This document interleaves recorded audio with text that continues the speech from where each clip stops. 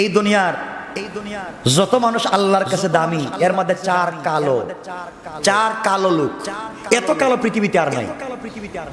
চার কালো লোক আল্লাহর কাছে দামি। একজন কালো হচ্ছেন লুকমানে হাকিম। উনি ছিলেন কালো। কত কালো? আপনি যে পাতিলের নিচ দেখছেন কোনোদিন? দেখছেননি? কালো নি? কেমন কালো? মোটামুটি না খুব বেশি? লুকমানে হাকিম এই পাতিলার নিচে যে কালো, তার চাইতে বেশি কালো ছিলেন। কিন্তু আল্লাহ রাব্বুল ইজ্জত ওয়াল জালাল এই লুকমানে হাকিমের কথাকে কোরআনে কারীমের মধ্যে নাজিল করেছেন। আল্লাহু আকবার। কালো হতে পারে, তার দাম বেড়ে গেছে। খাটো ছিলেন, এতটুকু খাটো, ঠোঁট মোটা, চোখ ছিল ছোট, তেমনি বেচারা খাটো, এর মধ্যে চোখ ছোট, ঠোঁট মোটা, এর মধ্যে সামনের দাঁত বাইরে থাকে, ঠোঁটের উপরে বাইরে থাকে। এত গঠন ঠিক নাই। আল্লাহ বলেন তার গঠন ঠিক না থাকলে কি হবে? তার কলিজাটা ইসলাম দিয়ে ভরপুর। সুবহানাল্লাহ। এই জন্য কোরআনে কারীমে লুকমান হাকিম তার সন্তানকে যে উপদেশ দিয়েছিলেন, আল্লাহ রাব্বুল ইজ্জত ওয়াল জালাল সেই উপদেশগুলোকে কোরআনে নাজিল করে দিয়েছেন। সুবহানাল্লাহ। একজন কালো, ব্যাখ্যা দিব না। আরেকজন কালো হচ্ছেন হযরত বেলাল হাবশী। বেলাল হাবশীর জিহ্বা ছিল খাটো, তুতলাইয়া কথা বলতেন, আর কোনদিন শিন বলতে পারতেন না। বলতেন আজান দিতে গিয়ে আশহাদু সুন্দর করে বলতে পারতেন। আপনারা তো কণ্ঠের পাগল, আর আল্লাহ কণ্ঠের পাগল না, আল্লাহ মনের পাগল। হযরতে বেলালের কণ্ঠ ভালো ছিল না, তিনি আজান দিতেন আশহাদু আল্লা ইলাহা ইল্লাল্লাহ, আশহাদু আন্না মুহাম্মাদুর রাসূলুল্লাহ, আশহাদু বলতে পারতেন না। কিন্তু এই বেলালের আওয়াজ জান্নাতে পৌঁছে গেছে, আর সে মহল্লায় পৌঁছে গেছে। বেলাল আজান না দিলে ফজর হবে না। আল্লাহু আকবার। কালো বেলাল, দাম বেড়ে গেছে। যে কালোদের দাম সম্মান আল্লাহ বাড়িয়েছেন। এই কালো একজন ছিলেন কে? বেলালে হাবশী। হাবশায় বাড়ি ছিল। বেলাল তো কালো। বেলাল কি? কালো মানুষ। কোনো দাম নাই না? আছে। আর দুনিয়ার মানুষের কাছে দাম নাই। ইসলাম কবুলের আগে বেলালের দাম ছিল 6 টাকা। কয় টাকা? আরে আবু বকর বেলাল ছিলেন একজন গোলাম, দাস। আবু বকর আজাদ করেছেন 6 টাকা দিয়া।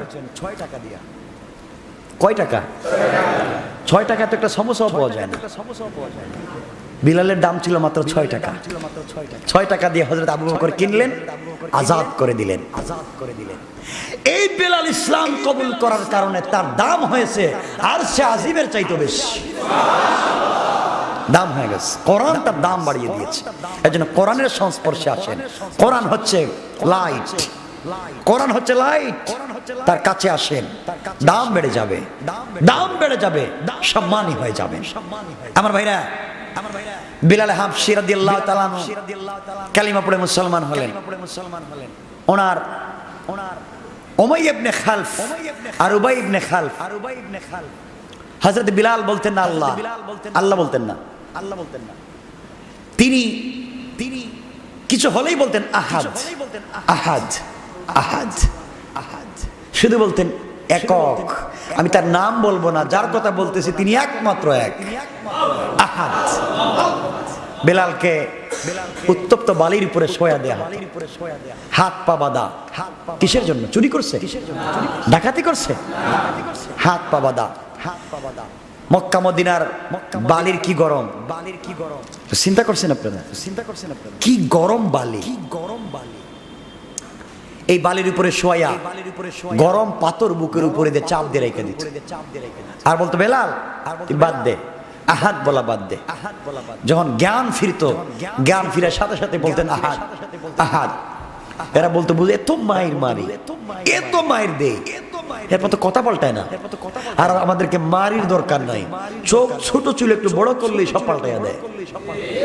কথা কন নাকি? আস্তে আওয়াজে একটু মোটা করলেই সব পাল্টাইয়া দেয়। না না, আমি কইছি না তো, এই কথা তো আমি কই নাই কোনোদিন, আমি এদিকে যাই না। এটা আরেকজন কারা দেখছেন, আছে না নাই? হযরতে বেলাল হাবশী না, আহাদ, হযরত আবু বকর একদিন যাচ্ছেন, দেখলেন বেলালের এত কষ্ট, তিনি আজাদ করে দিলেন। টাকা দিয়ে কিনলেন, এই তোমরা এটাকে বিক্রি করে দাও। এইগুলো আমরা কেউ টাকা দিয়ে কিনবে না। হযরত আবু বকর পকেট খুঁজে দেখেন 6 টাকা আছে, পরে আমি 6 টাকা দিব, তোমরা দিবে? 6 টাকা তো অনেক টাকা, দিয়ে দাও। কিনলেন, আজাদ করে দিলেন। হযরত বেলালে হাবশী আজাদ হয়ে রসুলের সামনে চলে গেলেন। রসুলের চেহারা মুবারকের দিকে তাকিয়ে বলেন, ইয়া রাসূলুল্লাহ, আমাকে পাথর দিয়ে আঘাত দিয়েছে, আমার জিহ্বায় রড গরম করে লাগিয়ে আমার জিহ্বা নষ্ট করে দিয়েছে, আমার শরীরের চামড়া গিয়ে রক্ত চলে গেছে, আমি এত কষ্ট পাই নাই, কিন্তু আপনার চেহারা মুবারক দেখার সাথে সাথে সব কষ্ট আমি ভুলে গেছি, সব ভুলে গেছি, সব ভুলে গেছি। আমার ভাইরা, নবীজি বললেন, বেলাল তুমি কি চাও? ইয়া রাসূলুল্লাহ, আমি কিছু চাই না, আমি কিছু চাই না। নবীজি বললেন, বেলাল, তুমি আজকে থেকে এত কষ্ট করেছো। সাহাবায়ে কেরামকে বলেন, আমার বিলাল যদি জোরে কোরআন তিলাওয়াত করে তোমরা কিছু বইলো না, কারণ তার ইসলামটা অনেক দামি, তার দ্বীনের কবুল করাটা অনেক দামি, অনেক ত্যাগ, অনেক তিতিক্ষা, অনেক কুরবানি। তোমরা তাকে কিছু বলো না। রাসূল সাল্লাল্লাহু আলাইহি ওয়াসাল্লাম বেলালকে বানিয়ে দিলেন মদিনার মসজিদের মুয়াজ্জিন। আল্লাহু আকবার বলবেন না? আপনাদের কাছে তো মুয়াজ্জিনের দাম, এই বেলা দিগা, মানে মুয়াজ্জিনে ডাকতেছেন, ডাকে না মনে এইভাবে, এদিকে তোর বাড়ি কই, কথা শুনোস না কেন, মহিলা কেন, তো মহিলা হে কি করবে, মানে মুয়াজ্জিনদের কিভাবে ব্যবহার করা হয়। কিন্তু কিয়ামতের দিনে সবথেকে উঁচা গলা থাকবে মুয়াজ্জিনের। কিয়ামতের দিন দেখবেন লম্বা লম্বা মানুষ, মনে করবেন এটা মুয়াজ্জিন ছিল। যার গলা লম্বা দেখবেন মনে করবেন সে মুয়াজ্জিন ছিল। আল্লাহু আকবার, মুয়াজ্জিন ছিল। আমার ভাইরা, হযরত বেলাল হাবশী রাদিয়াল্লাহু তাআলা আনহুকে বিশ্বনবী মদিনার মসজিদের মুয়াজ্জিন বানাইয়া দিলেন। হযরত বেলাল আজান দেয়, কিন্তু আশহাদু বলতে পারে না, আশহাদু। একদিন সমস্ত সাহাবীরা বসলেন, বিশ্বনবীর কাছে গেলেন, ইয়া রাসূলুল্লাহ, ইয়া হাবিবাল্লাহ, আগো নবীজি, আমাদের কাছে ভালো মুয়াজ্জিন আছে, সুললিত কণ্ঠের অধিকারী আছে, কণ্ঠ শুনলে যেমন কলিজা ফেটে যায়, এমন মধুর তেলাওয়াত সম্ভব। আপনি বেলালকে মুয়াজ্জিন থেকে বাদ দেন, মধুর কণ্ঠওয়ালা একজনকে আপনি ওই জায়গার মধ্যে নিয়ে আসেন। আমার ভাইরা, কার ভিতরে কতটুকুন পরহেজগারি, তার অশুদ্ধ তেলাওয়াত হতে পারে, কিন্তু আল্লাহর কাছে বড় দামি। কোন সুবহানাল্লাহ। তুমি সুন্দর করে তিলাওয়াত করো, হয়তো অহংকারের কুমড়া হইতে পারে না, অহংকারের ভিতরটা বড়া হতে পারে না। আমার মুসলমান ভাইরা, ঈশার নামাজের পরে বিশ্বনবী বেলালকে ডাক দিলেন, বেলাল এদিকে আসো, আজকে থেকে ফজরের আজান তোমাকে দেওয়া লাগবে না। মদিনার মসজিদে নতুন মুয়াজ্জিন নিযুক্ত করা হয়েছে, সুললিত কণ্ঠের অধিকারী, যার কণ্ঠের তেলাওয়াত শুনলে পাখিরা বসে যায়, এমন কণ্ঠের অধিকারী একজনকে নতুন মুয়াজ্জিন নিযুক্ত করা হয়েছে। বিশ্বনবীর কাছ থেকে এমন কথা শুনলেন, বেলাল শুনে বাড়িতে চলে গেলেন, আর ঘুমাতে পারলেন না, জায়নামাজটা বিছিয়ে দিলেন, চোখের পানি ছেড়ে সিজদার মধ্যে পড়ে কাঁদলেন, আর বলেন, আল্লাহ, আমি বিলালকে মদিনার মসজিদের মুয়াজ্জিন থেকে বরখাস্ত করা হয়েছে। ওগো আল্লাহ, আমার তো কোনো দোষ নাই, আমার দোষ, আমি কালো, কালো তো আমি নিজে হয় নাই, তুমি আমাকে বানিয়েছো।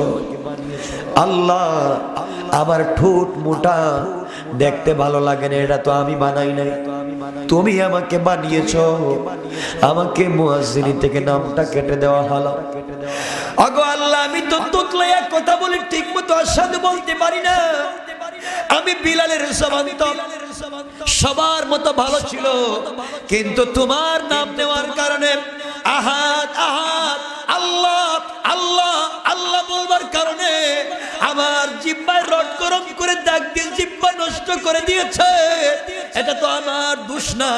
আয় আল্লাহ তাআলা, একমাত্র তোমার নাম নেওয়ার কারণে, তোমার নাম নিয়েছি, আজকে আমার জিহ্বা পুড়ে গেছে। আমি খাটো, আমি বেঠে, আমার জিহ্বা নাই, আমার ঠোঁট মোটা, আমি কালো। এই জন্যে মদিনার মসজিদের মুয়াজ্জিন থেকে বাদ দেওয়া হলো। আমি বিলাল তো বরদাস্ত করতে পারি না। আমি যখন আযান দেই, আশহাদু আন্না মুহাম্মাদুর রাসূলুল্লাহ পড়ি, দেখি আমার ডান দিকে বিশ্ব নবী আয়েশার হুজুরে বসে আছে, আমার কলিজা শান্ত হয়ে যায়। ওগো আল্লাহ, আজকে তো আমি বিশ্ব নবীকে আর দেখতে পারবো না, আযান দি তোমার বুলন্দির কথা বলতে পারবো না, আমার নামটা কেটে দেওয়া হলো। আল্লাহ, আমার নাম মদিনার মসজিদ থেকে কেটে দেওয়া হয়েছে, আমার আওয়াজকে আল্লাহ তুমি জান্নাতে পৌঁছায়া দাও। দুনিয়ার মদিনার মসজিদের মসজিদ থেকে আমাকে বরখাস্ত করা হয়েছে। আয় আল্লাহ তাআলা, তুমি জান্নাতের মসজিদের মুয়াজ্জিন হিসেবে কবুল করে নাও। ওইভাবে হযরত বেলাল কান্না করলেন। কান্না করে করে রাত্র পার করে দিয়া ফজরের সময় হয়ে যায়। হযরত বেলাল চলে গেলেন মসজিদে। সবার পিছনে গিয়ে বসে আছে, সবাই কত আনন্দ, নতুন কণ্ঠে কোরআন তেলাওয়াত, নতুন কণ্ঠের আযান শুনলেন। সমস্ত সাহাবীরা বসে আছেন, বিশ্বনবী মদিনার মসজিদে বসে আছেন। আযান হয়েছে 2-3 ঘন্টা হলো, এখন পর্যন্ত ফজর হয় না। কিন্তু আযানের তো 40 মিনিট পরে ফজর হওয়ার কথা, সকাল হলে নামাজ পড়া হবে, সকাল হচ্ছে না। সাহাবায়ে কেরাম একজন আরেকজনের মুখের দিকে তাকান, কি ব্যাপার, আজকে আযান কয়টায় হলো? একজন আরেকজনের মুখের দিকে তাকান। সাহাবায়ে কেরাম বসা, 3-4 ঘন্টা হয়ে গেল, ফজর হচ্ছে না কেন? বিশ্বনবীও কিছু বুঝতেছেন না। এমন সময় জিবরিল এসে হাজির হয়ে গেলেন। কোন সুবহানাল্লাহ। জিবরিল এসে আমার নবীর কানে কানে ডাক দিয়ে বলতেছে, ওগো আল্লাহর পয়গম্বর, আল্লাহ আপনাকে সালাম জানিয়েছেন আর বলেছেন আজকে কি আপনারা আযান দিবেন না? আল্লাহু আকবার। নবীজি বললেন, বেলাল, নবীজি বললেন, জিবরাইল তুমি কি বলো, আযান হবে না কেন? 2-3-4 ঘন্টা আগে আযান হয়েছে। জিবরিল আমিন বললেন, ওগো নবীজি, আযানটা কে দিল? বিশ্ব নবী বললেন, আযান তো আজকে বেলাল দেয় নাই, আজকে সুললিত কণ্ঠে নতুন মুয়াজ্জিন আযান দিয়েছে। জিবরিল আমিন বললেন, ওগো আল্লাহর পয়গম্বর, আপনি শুনেন, আজকে যে ব্যক্তি আযান দিয়েছেন, আজ থেকে কিয়ামত পর্যন্ত কোনদিন সূর্য আর উদিত হবে না, যতক্ষণ পর্যন্ত বিলালের কণ্ঠে আযান না হবে। এই দুনিয়ার মানুষ কোনদিন আর সূর্য দেখবে না। আল্লাহু আকবার। আগো আল্লাহর পয়গম্বর, আপনি জানেন না বিলালের জিহ্বা খাটো হতে পারে, ছোট হতে পারে, কিন্তু বিলাল যখন মদিনার মসজিদে আযান দেয়, আমরা বাইতুল্লাহর উপরে যেই ঘর আছে বাইতুল মামুর, বিলালের আযান শুনে শুনে আমরা ওই জায়গায় আল্লাহর ইবাদত করি। কোন সুবহানাল্লাহ। আজকে আল্লাহ আরশে আজিম থেকে জানাইয়া দিলেন, আল্লাহ নিজে জানাইয়া দিয়েছেন, জিবরাইল আমার নবীকে গিয়া বলে আজকে কি আযান হবে না। বুঝা গেল আল্লাহ আযান শুনেন নাই। আল্লাহ বলে দিয়েছেন, আযান যদি বিলাল না দেয় আর কোনদিন ফজর হবে না। আমার নবী বেলালকে ডাক দিয়া বলেন, বিলাল আসো, ভুল হয়ে গেলে তোমার কাছে মাফ চাই। দুনিয়াবাসীকে, গোটা বিশ্ববাসীকে যদি বাঁচাতে হয়, গোটা বিশ্বে যদি আবার সূর্যের আলো নিয়ে আসতে হয়, ও বেলাল, তোমার আযান ছাড়া এই বিশ্বে কোনদিন সূর্য উদিত হবে না। আল্লাহু আকবার। কালো মানুষ, দাম বেড়ে গিয়েছে, দাম বেড়ে গিয়েছে। কিসে দাম বাড়ালো? কোরআন তার দাম বাড়িয়ে দিল। আমার ভাইরা, বিলাল আবার আযান দিলেন। আযান দেওয়ার কয়েক মিনিটের ভিতরে ফরসা হয়ে গেল। আল্লাহ রাব্বুল ইজ্জত ওয়াল জালাল জানায় দিলেন, ওগো নবীজি, বিলালের আযান দিয়ে আপনি কিয়ামত পর্যন্ত মানুষের উপরে ইহসান করেছেন। আমি আল্লাহ এত রাগ করে ফেলেছিলাম, যদি আজকে বিলালকে আযানে আপনি না দিতেন, কিয়ামত পর্যন্ত দুনিয়ার মানুষকে আর সূর্য দেখাতাম না। বেলাল কালো মানুষ, কিন্তু দাম আসেনি, জোরে কোন আসেনি মিয়া। বেলালের দাম হয়ে গেছে আল্লাহর কাছে। কালো, সুন্দর, ধলো, টাকা পয়সা আল্লাহর কাছে কিছুই নাই। আল্লাহ মনটা চায়। আমার ভাইরা, বিলাল দোয়া করলেন, সিজদার মধ্যে পড়ে দোয়া করেছিলেন, আল্লাহ আমার আযানকে বন্ধ করে দেওয়া হলো, মসজিদের মুয়াজ্জিন থেকে বরখাস্ত করে দেওয়া হয়েছে। আল্লাহ আমার আওয়াজকে জান্নাতে পৌঁছায়া দাও। বিশ্বনবী যখন মেরাজে গিয়েছিলেন, মেরাজের রজনীতে জান্নাত পার হইয়া সিদরাতুল মুনতাহা পার হইয়া আরশে মুআল্লার কাছাকাছি যখন চলে গেলেন, জিবরাইল চলে গেলেন। জিবরাইল বলেন আমি আর আগে যেতে পারবো না। বিশ্বনবী একা একা বড় ভয় পাচ্ছেন, কেউ নাই। হঠাৎ করে বিশ্বনবী শুনেন হযরত বেলাল যেন হাঁটাহাঁটি করতেছে। আল্লাহু আকবার। বিশ্বনবী ভয় ভেঙে গেল। এত উপরে এসে বিলালের পায়ের আওয়াজ শুনলাম, বোঝা গেল বিলাল সবার মতো হাঁটতো না, বিলালের পায়ের হাঁটার আওয়াজ আলাদা ছিল। কোন ঠিক কিনা? তাহলে নবীজি বুঝলেন কেমন বিলালের আওয়াজ? বিলালের খড়মের আওয়াজ শুনলেন, দুনিয়ার জমিনে আসলেন, বিলালকে ডাক দিয়া বলেন বিলাল রে, জান্নাতে গেলাম, আরশে মুআল্লায় গেলাম, জান্নাত প্রদক্ষিণ করে যখন আমি উপরে যাব, একা পড়ে বড় ভয় পেলাম। ওই সময় তোমার জান্নাতের ভিতরে তোমার পায়ের খড়মের আওয়াজ শুনলাম, তোমার জুতা পায়ে দিয়ে হাঁটার আওয়াজ শুনলাম, আর গুনগুন গুনগুন করে তোমার কণ্ঠের তেলাওয়াত আমি শুনেছি। সুবহানাল্লাহ পড়েন। আমার নবী কালো বেলাল, শরীরে দামি কাপড় নাই, ঠোঁট মোটা, চুল উস্কো কুস্কো, খাটো লোক। আমার নবী বেলালকে জড়াইয়া ধরলেন, কপালে চুম্বন করলেন, ঠোঁটে চুম্বন করলেন, আর বললেন বেলাল রে তুমি যেতে পারবে না, তুমি বলো কি আমল করো, এই আমলটা আমাকে শিখাইয়া দাও। আমি বিশ্বনবী, কিন্তু আমার আওয়াজ তো জান্নাতে পাইলাম না, আমার কোরআন তেলাওয়াত জান্নাতে পাই নাই। বেলাল তোমার আওয়াজ জান্নাতে চলে গিয়েছে, তুমি কি আমল করেছো আমার কাছে একটু খুলে বলো। হযরত বিলাল বলেন ইয়া রাসূলুল্লাহ, ইয়া হাবিবাল্লাহ, ওগো নবীজি, নতুন কোন আমল আমার চোখে পড়ে না, কিন্তু আমি যখনই ওযু করতাম, ওযু করার সাথে সাথে 2 রাকাত তাহিয়াতুল ওযু, আমি তাড়াতাড়ি ওযুর 2 রাকাত নফল নামাজ পড়তাম। আল্লাহ রাসূল বললেন বেলাল রে, তুমি যে ওযু করে 2 রাকাত তাহিয়াতুল ওযুর নামাজ পড়তে, আল্লাহ রাব্বুল ইজ্জত ওয়াল জালাল তোমার এই আমলের উপরে খুশি হয়ে তোমার পায়ের আওয়াজকে আর কোরআন তেলাওয়াতকে আল্লাহ জান্নাতে পৌঁছায়া দিয়েছেন। কোন সুবহানাল্লাহ। কোথাকার বিলাল, 6 টাকা দামের বিলাল জান্নাতের মালিক হয়ে গেছে। আমরা পারবো না? যখন পারবো না, এই বিলালের মতো বানানোর জন্য আল্লাহ বলছেন হুদাল্লিন নাস, কোরআন দিয়েছি তোমরা বিলালের মতো মুত্তাকি হয়ে যাও, বিলালের মতো হিদায়াত ওয়ালা হয়ে যাও। সুবহানাল্লাহ। একটু হাত দেখান তো, অনেক দূর থেকে আসছেন না, হাত ওঠান। আল্লাহ বলেন, আল্লাহ, আর জোরে বলেন আল্লাহ। রহমতের প্রথম জুমাবার তোমার ঘরে বসে তওবা করলাম, আর গুনাহ করব না। ইয়া আল্লাহ, আমাদেরকে বিলালের মতো ইমানদার বানাও, আমাদের আওয়াজকে জান্নাতে পৌঁছায়া দাও। সকলে পড়েন আমিন, আমিন। আমার ভাইরা, বিলালের টাকা পয়সা ছিল, আরে ঘর নাই, বাড়ি নাই। বিলাল কই থাকতেন? মসজিদে থাকতেন। একদিন নবীজি বেলাল 3 দিন পর্যন্ত কিছু খায় নাই। সুবহানাল্লাহ বলবেন। বেচারা 3 দিন কিছু খায় নাই। সুবহানাল্লাহ না, বেচারা 3 দিন কিছু খায় নাই। আপনি কইলেন সুবহানাল্লাহ, মানে 3 দিন কেন, 1 সপ্তাহ না খা, আমার সমস্যা কি? সুবহানাল্লাহ। 3 দিন পর্যন্ত বেলাল কিছু খান নাই। রাসূল জোহরের নামাজ পড়ে বের হয়ে যাচ্ছেন, বেলাল চিন্তা করলেন 3 দিন পর্যন্ত কিছু খাই নাই। এখন নবীজিও যাচ্ছেন, একজন সাহাবী কথা বল, যাক সবাই নামাজ পড়ে বাইরে, আমি দরজায় গিয়ে শুয়ে থাকি। দরজায় শুয়ে পড়ছে। আবু বকর বের হলেন। আমার ভাইরা, হযরত বেলাল দরজায় শুয়ে পড়লেন। আবু বকর বের হওয়ার সময় বেলাল সালাম দিলেন। আবু বকর বললেন, বেলাল এখানে কি করো? পেটের খিদায় পড়ে আছে। হযরত আবু বকর কোনো কথা বললেন না, চলে গেলেন। হযরত ওমর আসলেন, সালাম দিলেন।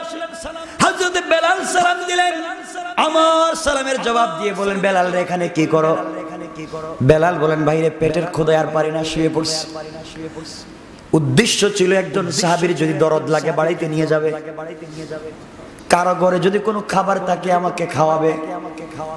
আবু বকর যখন চলে গেলেন, নিলেন না, বোঝা গেল আবু বকরের ঘরে খাবার নাই। না হলে আবু বকর তো রহমান, আবু বকরের উম্মতের রহমত, আবু বকর নিলেন না, এর মানে আবু বকরের ঘরে খাবার নাই।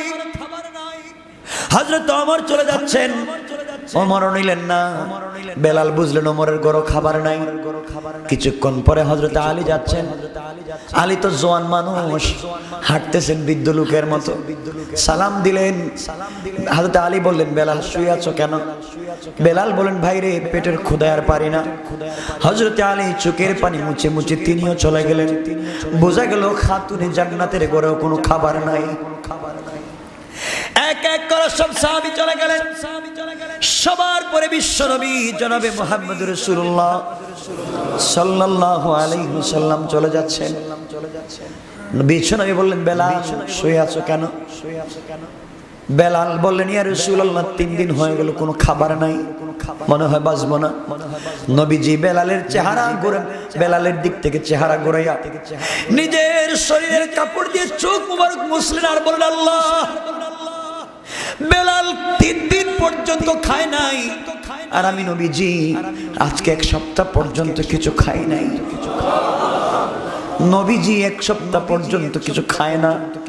আর তোমরাও মুসলমান, আজকালকে আমরা ইফতারের সময় কত খাবার নষ্ট করি, সেহরির সময় কত খাবার নষ্ট করি। বিশ্ব নবী খাবার পান নাই, না খেয়ে খেয়ে দুনিয়ার জমিন থেকে বিদায় নিছেন। একটু চিন্তা করো, আমাকেও মানুষকে সহযোগিতা করা লাগবে, মানুষের ঘরে খাবার পৌঁছে দেওয়া লাগবে। আমার ভাইরা, বিশ্ব নবী বললেন, আল্লাহ, আমি যদি না খেয়ে মারা যাই কষ্ট নাই। বিলাল তো তোমার নাম জপতে জপতে কষ্ট পায়, আল্লাহ বিলালের খাবারের ব্যবস্থা তুমি করে দাও। আমার মুসলমান ভাইরা ডাক দিয়ে বলেন, বিলাল রে, কেউ যদি হাদিয়া নিয়ে আসে আমার কাছে নিয়ে আইসো। বিশ্বনবী চলে গেলেন। আসর আর মাগরিবের মধ্যখানে একজন মহিলা 1 গ্লাস দুধ নিয়ে আসছেন। কয় গ্লাস? 1 গ্লাস দুধ নিয়ে আসছেন। হযরতে বেলালের হাতে দিয়ে বলছে, বেলাল দুধগুলা নিয়ে বিশ্বনবীকে দাও। বেলাল খুশি হয়ে গেলেন। 1 গ্লাস দুধ বিশ্বনবীর দরবারে নিয়ে যায়। নবীজি আমাকে দিয়ে দিবেন, কারণ আমি 3 দিন পর্যন্ত খাই নাই। নবীজির কাছে নিয়ে গেলে দুধগুলো আমাকে দিয়ে দিবেন। হযরতে বেলাল দুধ নিয়ে বিশ্বনবীর কাছে গেলেন, নিয়ে বললেন, ইয়া রাসূলুল্লাহ, একজন মহিলা 1 গ্লাস দুধ নিয়ে এসেছে, আপনাকে হাদিয়া দিয়েছে, আপনি হাদিয়া গ্রহণ করুন। নবীজি দুধ হাতে নিয়ে বললেন, বেলাল রে, আমার মদিনার মসজিদের যে মাদ্রাসা, তার নাম মাদ্রাসাতুস সুফা। এই মাদ্রাসাতুস সুফার ভিতরে ইতিম, গরিব, ঘর নাই, বাড়ি নাই, কয়জন ইতিম আছে খবর নাও। হযরতে বেলাল গনে দেখলেন মানুষ আছে 71 জন। কতজন? 71 জন। বেলাল এসে বলেন, ইয়া রাসূলুল্লাহ, 71 জন ইতিম এখানে আছে, ঘর নাই, বাড়ি নাই, খাবার নাই। নবীজি বললেন, আমি গরিব ইতিমদেরকে রেখে নবীজি 1 গ্লাস দুধ পান করতে পারি না। আমি না খেয়ে মরে যেতে পারি, আমার কোরআনের পাখিরা না খেয়ে মরতে পারে না। ও বেলাল, তুমি 71 জনকে ডাক দেও, তারা যেন লাইন ধরে বসে। আর তুমি বেলাল তাদেরকে মেহমানদারি করো, নিজে খাওয়াও, নিজে পান করাও। হযরত বেলাল বলেন, ইয়া রাসূলুল্লাহ, 1 গ্লাস মাত্র দুধ, আমি টান দিলেও তো জিহ্বা ঠিক মতো ভিজবে না, কারণ 3 দিন খাই নাই। আর আপনি বলছেন 71 জনকে খাওয়ানোর জন্য। আমার নবী বলেন, ডাইন দিক থেকে দেওয়া শুরু করো। বিশ্ব নবী গ্লাসটা নিজের হাতে নিলেন, মুখের কাছে নিয়ে কি যেন দোয়া পড়লেন, কোরআন থেকে কি যেন পড়লেন। সাহাবায়ে কেরাম পরে জিজ্ঞেস করলেন, বিশ্বনবী বলছিলেন, আমি সূরা ফাতিহা পড়ছিলাম। দুধের মধ্যে ফুঁক দিয়া, দুধটাকে ফুঁক দিয়া মুখ থেকে তুতু বের করে একটু দিয়া বললেন, বেলাল, ইনশাআল্লাহ তুমি খাওয়াতে থাকো, 71 জন খেয়ে ফেললো, এরপরে তুমি খেতে পারবে। কোন সুবহানাল্লাহ। হযরতে বেলাল দুধ একজনকে চিন্তা করলে, একজনকে দিলেই তো শেষ, 1 ফুটও রাখবে না। বেলাল দিয়ে বলেন, ভাই, বিষ্ণু বলছেন আপনি পেট ভরে খান, এই সাহাবী বিসমিল্লাহ বলে টান দিলেন, খেতে শুরু করলেন। সাহাবী বলেন আমি আজকে খাইলাম, আগামী কালকে যেন না খাওয়া লাগে এমন খাইলাম। সুবহানাল্লাহ পড়েন। এত খানা এত পান করলাম, পান করার পরে গ্লাসের দিকে তাকাইয়া দেখি যেমন ছিল এখনো আছে, এক চুলও কমে না।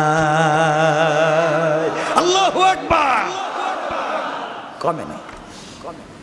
হযরত বেলাল বলেন একজন একজন করে পান করাতে লাগলাম। সবাইকে পান করানো শেষ হয়ে গেল। ৭১ জন দুধ পান করলেন।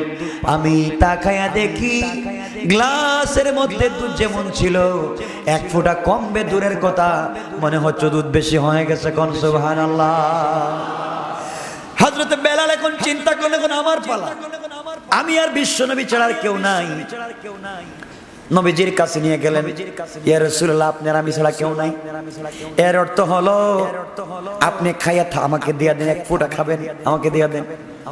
নবীজি বলেন বেলাল তুমি আগে পান করে এরপরে আমাকে দাও। বেলাল চিন্তা করলেন আমি পান করে দিব, আমি পান করার পরে থাকবে নাকি? থাকলে না দিব, আমি পান করলে তো শেষ হয়ে যাবে। নবীজি বলেন বেলাল কি চিন্তা করে একটু পান করো। হযরতে বেলাল ঠোঁট লাগিয়ে যখন দুধের বোতল দুধের গ্লাসটা টান দিলেন, তিনি বলেন আমি তো 3 দিন খাই নাই, এত খাইলাম যেন আগামী 1 সপ্তাহ খাওয়া না লাগে। এত পান করার পরে গ্লাসের দিকে তাকাইয়া দেখি গ্লাস যেমনই ছিল তেমনই আছে। কোন সুবহানাল্লাহ। আল্লাহু আকবার। বরকত ছিলেন, বরকত বুঝেন। বিশ্বনবীর কাছে গ্লাসটা দিয়ে দিলেন। ইয়া রাসূলুল্লাহ, রাসূল বলেন আরো খাও। আর পারি না তো। রাসূল আরো খাও। আর পারি না, আরো খাও। বেলাল বলেন খাইতে খাইতে আমার তো মনে হচ্ছে গলায় দুধ আটকা পড়ে গেছে, আঙ্গুল দিলে লাগাল পাওয়া যায়। আল্লাহু আকবার বলবেন না। নবীজি বলেন বেলাল খাওয়া শেষ করে শেষ, গ্লাসটা দিয়ে দিলেন। আমার ভাইরা, এই বেলাল নবীজির কাছে পড়ে থাকতেন শুধু কোরআনের জন্য, দ্বীনের জন্য, ইসলামের জন্য। ঠিক কিনা? আমরা দ্বীন চিনি না, ইসলাম চিনি না। এই বেলালকে পরিবর্তন করেছে, আমরকে পরিবর্তন করেছে আল কোরআন। কে পরিবর্তন করেছে? আল কোরআন। আর এই রমাদানুল মুবারকে আল কোরআন তেলাওয়াতে শোনানো হচ্ছে, নাজিল হয়েছে এই কোরআন। এই রমজানে কোরআন নাজিলের মাসে আমরা বেশি বেশি করে কোরআন তিলাওয়াত করতে পারবো। সবাই পড়েন ইনশাআল্লাহ।